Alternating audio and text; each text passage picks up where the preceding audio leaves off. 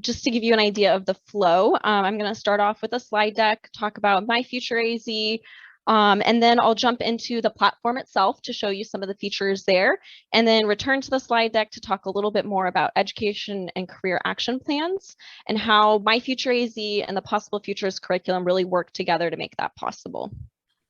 All right. And please feel free to jump in if you have any questions. I've got some kind of new slides in here, so I'm excited to show them off. But yeah, I'll go ahead and get started.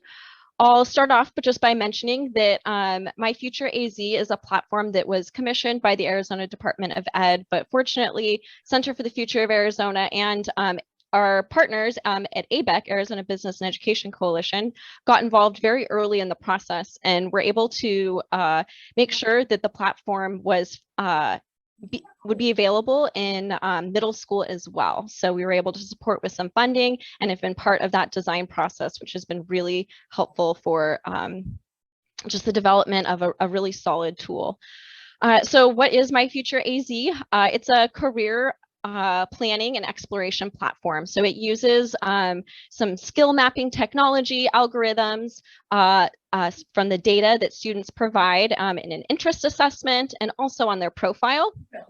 And so it uses all of that data to really connect students with information and opportunities that align with their interests when it comes to their future career. It is the state replacement tool, the ECAP replacement tool for AZCIS. So schools have been using that previously.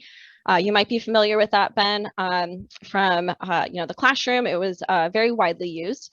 And so this is the new free version that's available to all schools in Arizona. And one of the great things about this is that it was actually designed for Arizona with Arizona in mind. So every step of the way, it's very personalized for our communities. So here's just real high level how it works, what you can do there. Students right away are asked to take a career assessment. So it measures their interests, asks some questions about like the type of work they'd like to do, things that they find interesting. And then they're asked to explore careers. So they can explore at the industry level and also at specific career levels to kind of get an idea about what's out there and what it takes to get yourself into one of these careers. Students can create a post-secondary plan, so an after high school plan on how to achieve that career goal. They also can document their careers and actually develop their 4-year plan for high school within the platform. Just like AZCIS. Yeah, hopefully a little bit better than AZCIS was. So just real quick, there are 4 different user types for MyFutureAZ. It starts out with a school administrator. And so the way that you onboard onto MyFutureAZ is by school. You don't have to do it at the district level. You can go school by school. So you start off with that administrator's account, and then you can create educators. And once you've created educators, then students can create accounts, and students actually create their accounts themselves. So that's pretty easy. And then students can invite parents to also be a part of this platform to sign off on that ECAP. So education and career action plans require that parent sign off. And this is one way to incorporate the parents. So how to get started with these different accounts? You start with that administrator account, and you can reach out to Amanda Nolasco at ADE to get that set up. Once that happens, you're really good to go from there. You can create an educator, and once you've created at least one, then your students can create their accounts. They can begin registering, and when they register, they will automatically be attached to your school because that's part of the registration process. They have to put their school in.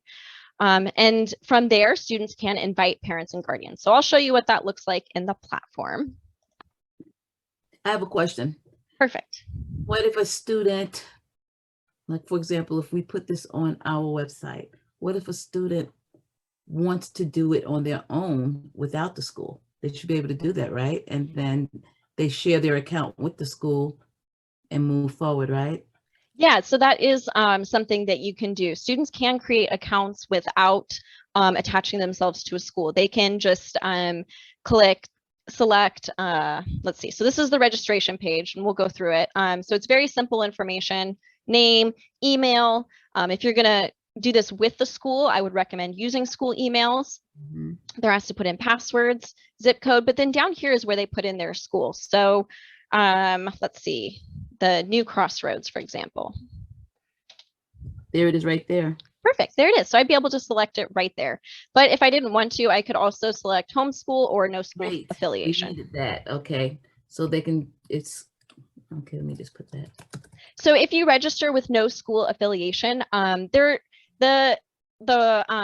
hiccup that you might encounter is that if you want to have case managers, you wouldn't be able to then attach the case managers to the students. So using the school makes that part a little bit easier. But you can still get the full functionality of the platform without being attached to a school, from the student perspective anyways. This is good because this is how we're going. We like to always not just promote things to the teachers, we do it to the whole community. Our community is very, very smart and they want this information and they would like to try things out themselves. So this would be perfect. Awesome. They all have to live in Arizona, right? And that's one thing, right? Yeah, I guess I don't know if it would let you create an account without an Arizona zip code. I've never tried. Not sure that it wouldn't, but the idea is, yes, in Arizona. And what I love about this, because we're going to promote this on our website, we have a very large homeschool group, and we have all of their emails. Okay, so we would like to put this information up and ensure that we have a POC, unless New Crossroads would be the POC just to help them with any type of technical questions, et cetera, et cetera. But I have a feeling that we will have some students, homeschool students, doing this. Awesome. I love to hear that. That's so cool. And the great thing with those homeschool students is they'll still be able to, add their parent or guardian, and that parent or guardian account has a lot of the same visibility that an educator account does, that case manager account. So I guess typically homeschooling, the teacher is usually the parent, but I guess it can be really unique, right? So that's why I was making that connection, is that you still have that visibility into the student's account without a case manager if you have the parent. Awesome. All right, well, I'm going to log us in. I can show us either a middle school or a high school account. Do you guys have a preference? High school. High school. Because we have majority high school. Awesome. All right. As I'm logging into the high school account, I will add that there are, part of this process has been that ADE really wanted to provide this resource to communities immediately. And so many of the features are being rolled out in this iterative process where, every couple of months or so, we're getting like some updates, some newer features that are available. And so this dashboard right here is one thing that will be updated very soon. They're working on some user experience type things. So like just kind of reformatting the way that the information is presented so it's more visually appealing to the young person. Young people like to scroll, and so we're kind of going for that sort of a feel, right? All right, so right here on the student's dashboard, the first thing that students are asked to do is take an assessment. There's these ECAP tasks. These are all of the tasks that they can do in the platform that align with their education and career action planning process. So first step is to take an assessment. So I'll just show you guys what that looks like.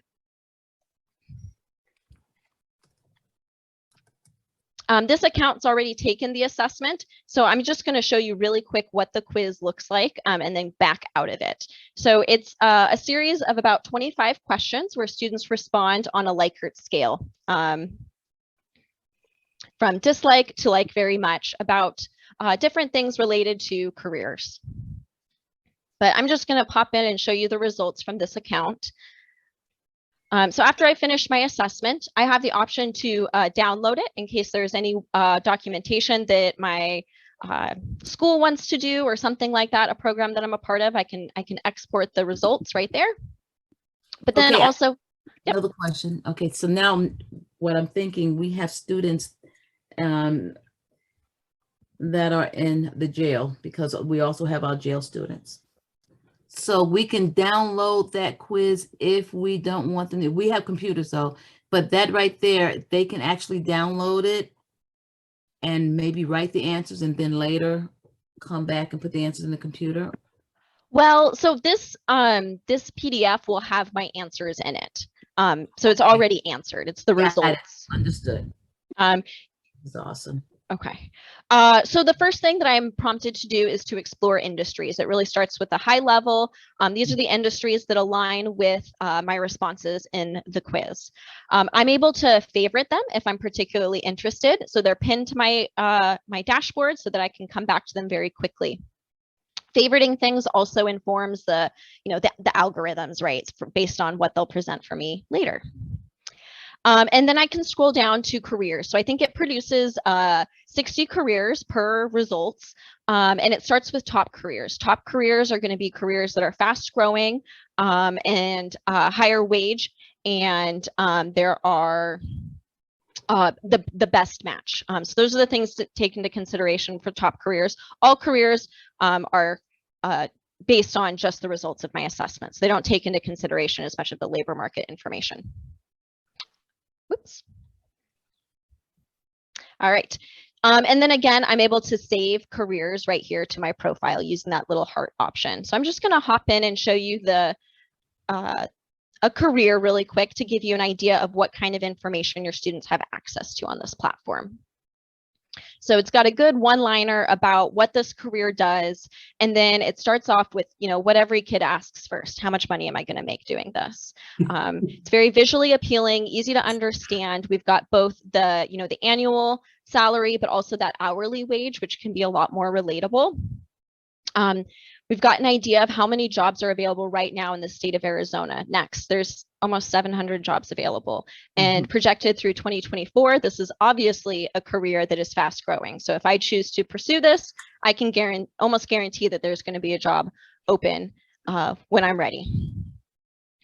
We've got some information here about sample career roadmaps. So these are going to be education programs that can help me achieve this career. They've got anywhere from certificate programs, 2-year programs, 4-year programs, and all of these are based in the state of Arizona. This is another really interesting thing for students to look at, which is actually, the tasks that these people do every day in their career. You get an idea of what day-to-day looks like in this job. There's also this section about knowledge, skills, and abilities, that are needed for this specific career. And then finally, one of the neatest features, I think, is real live job openings. So students, if they're just really invested in one of these careers, they can start to get an idea about what kind of companies out there are hiring people in this area and what kind of requirements they have and what those jobs really look like when it comes to applying. All right.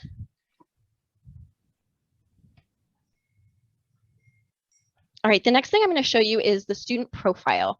So what I just showed you is a lot of the exploration that students can do. The other part of this is there's a lot of preparation that they can do for their post-secondary experiences. And this profile right here, it's very reminiscent of what you might put into, say, like a LinkedIn profile, minus all of the social media components. Students are asked to give their basic information about what kind of job they want, their location. And then they're able to document what they're doing to pursue this, pursue their future career. So they can put in things like employment history, their education, the schools that they've gone to. This document library can be really great for uploading certificates of achievement. Oftentimes, those are kind of just handed out as a piece of paper. So this is a great place to put it so that it's saved for the student. And then the other thing that they can do is start to document the skills that they have related to careers. And this will help with the algorithm that promotes those suggestions for them, right? So when they start to select some of the skills that they have, they'll start to get even better results suggested to them. All right. Certificates, awards, volunteer experience. These are just some other examples of things, extracurricular activities and academic achievements. Yep. Awesome. So what's really great about putting all of this information in here is, one, it's all in one location so that students can go back to it and use it for whatever application that they might be doing, a job application, a post-secondary institution application. But also they can export their very first resume. So just by clicking this download resume button, it'll actually auto create a resume that is really pretty nice looking for a young person. And I can pull that up for you guys really quick if you're interested. That'd be great. Yes, go ahead. Yeah, so we've got, just a very basic resume, but for a young person, this is a lot of information to have put together for them without very much heavy lifting. Resume writing is one of those things that it doesn't really matter where you are in your career. It's kind of intimidating and overwhelming. Awesome. All right, so that's the student's profile. I'm going to hop over to the case manager. Actually, I forgot one thing. I'm going to show you one more thing before I hop over to the case manager. I'm going to go back to my dashboard, and I just wanted to show you some features like the post-secondary goals. So, part of education and career action planning is identifying those specific goals. And so students do input that information in here. They're prompted to respond to several questions, whether it's, getting into a certificate program, straight into a job, 4-year degree, or armed forces.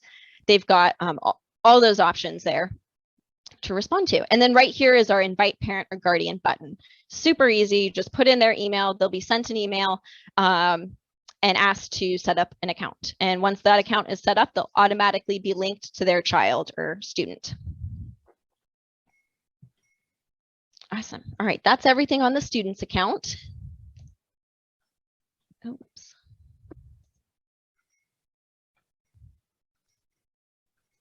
And then I'm just going to show you quickly some of the features on the case manager's account. The case manager has a lot of the same functions when it comes to that profile. You can build up your own profile kind of as a model to show students what kind of information goes in there. But this case manager profile is going to be really great for monitoring students. So you can see I've got my 3 demo students here, and I have some great information right off the bat about what they're doing. I can see when the last time they logged in was, how many times they've been getting into their account, how complete their profile is, whether or not they've taken their assessment. And there's other indicators that I can add to this as well. And I had mentioned earlier about, those updates with this platform. There are other indicators that are not coming to me at this exact moment, but I know that are going to be added to this matrix here. So more to come. But so as a case manager, I can send group messages or individual messages. It's really easy to do a group one. I just select the students I want to send my message to. If maybe I don't case manage all of these students, not all of them are on my roster, I share them with another teacher. I can unstar them just to make sure that my students pop up first.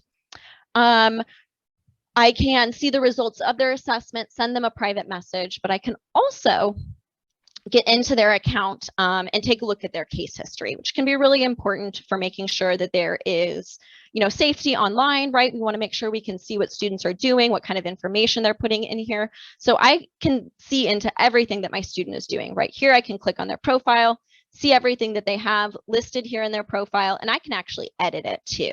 So if maybe a student has put something inappropriate, I could change it. But also if I've got a student who maybe needs some more support, and having an adult there to kind of guide them is necessary, I can actually go in and add information for my student on their behalf.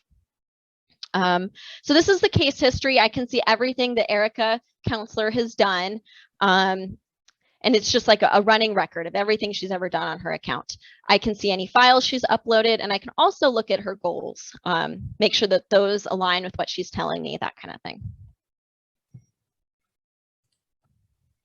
Awesome. All right, so that is what I wanted to show you on the platform. So I'm going to go back to my slide deck to show you a little bit more about career exploration resources. Do you guys have any questions about MyFutureAZ before I move on? I have another question. If I'm a student and I'm unaffiliated, okay, I'm going to use my personal email. it shouldn't be hard that once a school gets on board, okay, for example, you have some schools that actually teach career explorations and future focus, which satisfies that ECAP, you know, the first part of ECAP. Is it easy for them to just go into their account and change it with a school email? Is that going to be an issue? Changing email accounts? No, I don't think so. So what students can do is they can actually go in and change their email at any time, Okay. the email that's associated. And that would, I don't believe that would automatically tie them to their school, but you know, that is a conversation that's like very recently just been had in the development team. And so I'm like recalling the conversations to try and get you the right answer. What students will be prompted to like verify their grade and school every single year. So that's one place That's good. That's good. where they're going to be updating what grade they're in and what school they're going to. And so if they had registered, you know, if they register with the account or with the platform this year and their high school doesn't get on board until next year, they will be prompted to say what school they belong to, and they can put their school in when they log in at that point. Okay, another question. Middle school, what grades does that start? Is it 7 or 6? I want to say that part has not been like specified. Like, I don't think there's an age. I think I don't know, Aaron, do you know the answer to that? So good question. So the issue that starts to happen is when the students are under 13, they have to have parent approval before they're able to log in. So right now, I would say majority are utilizing at the 7th grade level, but it wouldn't be, my understanding is it wouldn't be problematic. They would just have to have parents sign off and approve the account before the student is able to get in. And that's why we've really been focused on 7th grade. Does that sound right, Maya, based on what we've talked about with Brian before? Yeah, that does sound right. And I know that, you know, there's been some discussion about how when it's for educational purposes, the requirements are a little bit different. Like a school can sign off on behalf of a parent in some cases. So that part is a little gray, yes. One of the reasons I ask is because we have a student advisory council, but our advisory council starts at 5th grade to 12th grade. So here's a what if we have a meeting, or, you know, every summer we're going to have some sort of two-day training or whatever. And what if their school isn't on board and this is something that we would want to show them, you know, something that they can do until their school comes on board? Would it be long as the parent, because we do work with parents, long as the parent knows, even if that student is a 5th grader, and these are very, very intelligent 5th graders who are in the advisory councils. They are very, very, very mature. Would that be a problem? Oh, wait a minute. So you have grade level here. Are these all these grade levels working? Yeah, so I just went to double check what would happen if I tried to register as a 6th grader, and it looks like I have the option to register at any grade level. And I don't know if that's a hiccup or not, or if, yeah, so I think I'll bring that back to our development team to ask them to clarify this question, because I can't imagine you're the first person to ask about it. So that I should get some clarity on this for you. But it looks like I could register as a kindergartner if I wanted to. This is amazing. Love it. Yes, it is AZCIS on steroids so far. You know, because I used to teach from AZCIS when I taught career exploration. So yes, I'm very excited about this. Much more options. Yay, great to hear that. Yeah. Awesome. Well, I'm going to jump back to my slide deck to just talk a little bit about additional resources. And the Possible Futures curriculum is one of them. It's probably the main one. So I'm going to start there. And I've decided I don't like the order of my slides anymore, so I'm just going to jump around. Sorry, guys. No problem. So, and education and career action plan is so much more than just, documenting your goals and, looking at a couple careers, right? There's a lot that goes into this process of identifying who you are and what you want to do with your life and what careers align with that. And that was one of the things that was lacking from AZCIS. And one of the things that has not, that isn't quite a part of MyFutureAZ either. MyFutureAZ is really a place where students can explore labor market information and document the work that they're doing to achieve their career goals. But you also need some experiences along the way that really help students to think about who they are, what their skills are, who in their life inspires them, those types of things. And so that's really where lessons and curriculum comes in. I have a question or a comment just for the people who will be looking at this, because I think we're probably going to post this.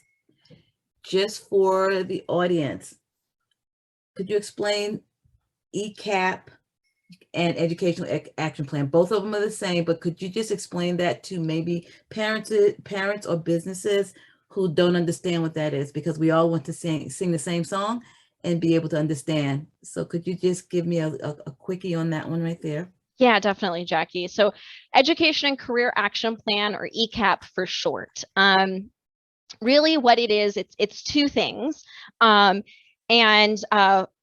is both a process and a product. The product's a little bit easier to define. The product is the students have identified skills that they have that tie to potential careers. They've also identified career goals that they're really interested in pursuing.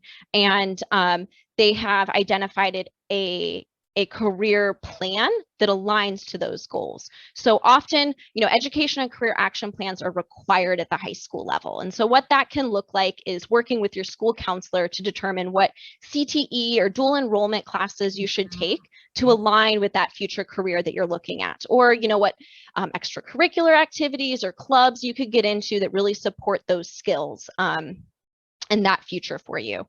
At the same time, though, it's also a lot about exposing students to the different careers out there and getting these experiences so that they're informed goals that they're setting. So they're not just saying, hey, I know this guy over there who's a doctor and he drives a really nice car, so I'm going to go be a doctor.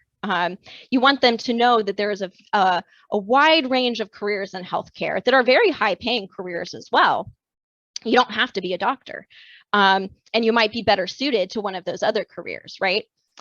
So ECAPs are kind of two parts, and this slide kind of helps show that one part is, really documenting all of the steps that you've done to figure out what you want your career to be. But the other one is having these experiences. So the Lenses on the Future curriculum is one way to do that. And the Lenses on the Future curriculum, it's designed for students grades 6 through 10 to develop their career identity. And so it's very based in exploration and identifying who they are. So I like my little visual here that, MyFutureAZ and Lenses on the Future together are really what create an ECAP, because it's both an experience, but also it's the documentation of those experiences. All right. Thank you. You're welcome.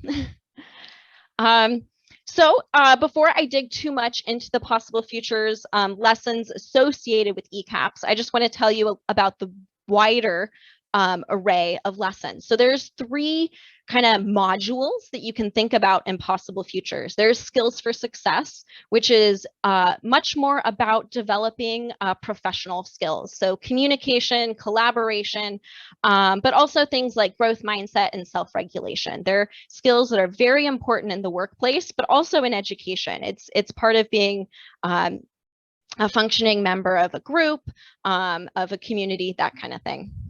And then there's going to be our STEMploration units. And there's 4 units in this module. And these 4 units explore 4 different industries. And they're fast growing, high wage industries. So they were picked specifically for those reasons. And they're STEM industries. So there's engineering and design, healthcare, information technology, and then cybersecurity. And cybersecurity was actually developed in partnership with ASU's Global Security Initiative. So it's just a really robust unit. They've got a lot of great resources that they packed into it. But the final module, my favorite, and the one we'll talk about mostly today, is Lenses on the Future. And this is the one that really asks students to reflect on what they've done in their education, where they've gone in their life, and how that informs their future. So I've got, there's 12 lessons in each of those units that I mentioned. And so there's 12 Lenses on the Future lessons. And each of these ask students to, think about themselves and their future career in a little bit of a different way.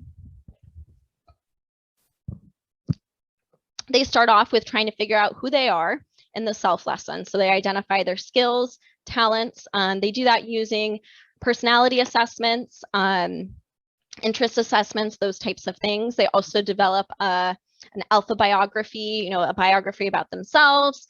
A mission statement is another part of that. In the security lessons, they're really thinking about like financial security. That's what you can think of with that word security. And those lessons are just, thinking about the investment that you're making in your education and how that pays out in your career. There's even one lesson in here, Keeping It Real, where students create like a plan for their future, essentially. So they pick a career, they pick some lifestyle preferences, like what kind of car they would drive or like transportation, and where they'd want to live, what kind of leisure activities they would do. And then at the end of the lesson, they add it all up and they check and see if the career that they picked could support the lifestyle that they're thinking about. And so that's one of those really interesting lessons that students, I've actually heard, have done more than once and found it very useful, even the second or third time.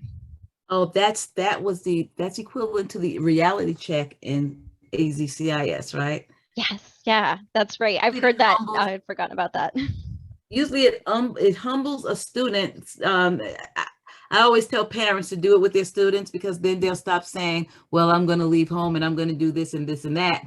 They do that right there and they figure out, whoa, I think I better be nice, because I might have to stay home for just a little bit longer than what I thought, So I look forward to checking that one out. That's awesome. Love it. Oh, I love to hear that. That's great. And then the last section you see here, society. These lessons really ask students to start to think about their role in their community, the impact they want to have, and what their personal values are. They start thinking about their brand, how the world sees them, how they present themselves.